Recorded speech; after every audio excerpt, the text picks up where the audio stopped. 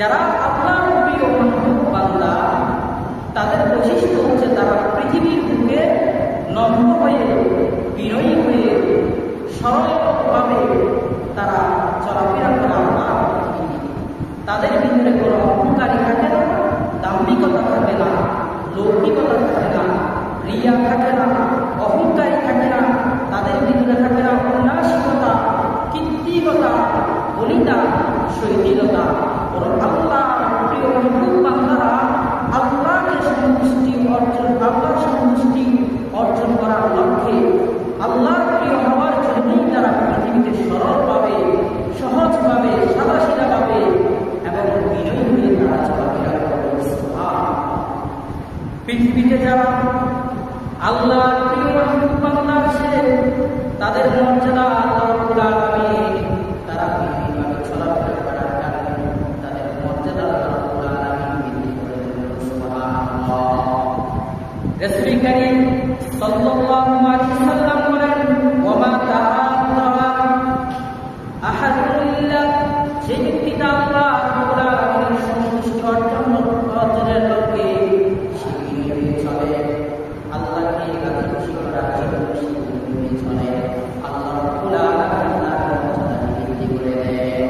ইন্না রাব্বাকুম, আল্লাহ তাআলা ওই খাঁটি মাহবুব বান্দাদের মর্যাদা দিয়ে তার মর্যাদা বৃদ্ধি করে দেন। সুবহানাল্লাহ।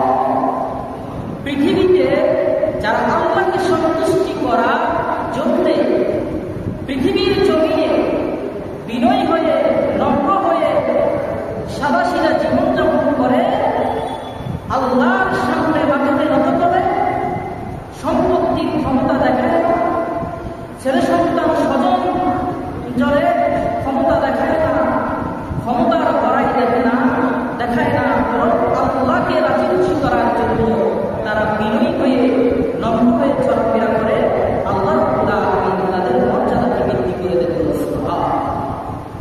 সম্মানিত হাজিরিন, আল্লাহ রাব্বুল আলামিন নিজেই বিনয়ী। এই জন্য যে ব্যক্তিটা পৃথিবীর বুকে আল্লাহর যে বান্দাটা বিনয়ী হয়ে চলাফেরা করে, আল্লাহ রাব্বুল আলামিন তাকে ভালোবাসেন। সুবহানাল্লাহ। এবং আল্লাহ রাব্বুল আলামিন সেই বিনয়ী বান্দাকে যতটুকু দান করেন, যত বেশি দান করেন, যে ব্যক্তিটা অহংকারী হয় এবং দুর্চিন্তের হয়, আল্লাহ রাব্বুল আলামিন তাকে সেরকম দান করেন না। রাসূল কারীম সাল্লাল্লাহু আলাইহি ওয়াসাল্লাম হাদিসে বলেন, ইন্নাল্লাহা তাআলা গনিয়্যুন ইউহিব্বুর রিফকা, আল্লাহ তাআলা বিনয়ী এবং যে ব্যক্তিটা পৃথিবীতে নম্র হয়ে চলাফেরা করে, আল্লাহ রাব্বুল আলামিন তাকে পছন্দ করেন, তাকে ভালোবাসে এবং তাকে এত বেশি দান করে।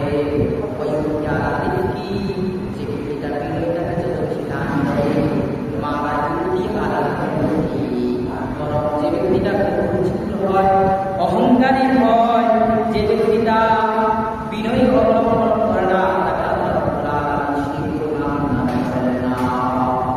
এই জন্য